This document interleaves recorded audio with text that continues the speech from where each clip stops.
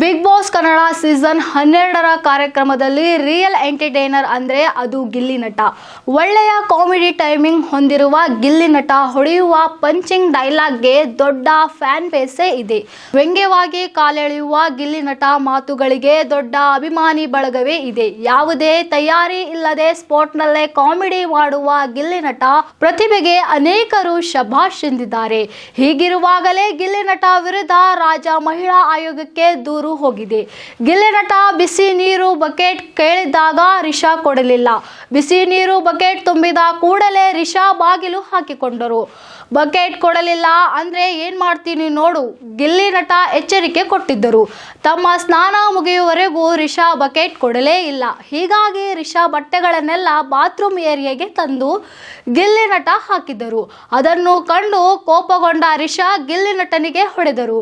ಈಗ ಇದೇ ವಿಚಾರಕ್ಕೆ ಸಂಬಂಧಿಸಿದಂತೆ ಗಿಲ್ಲಿ ನಟ ವಿರುದ್ಧ ದೂರು ಕೊಡಲಾಗಿದೆ.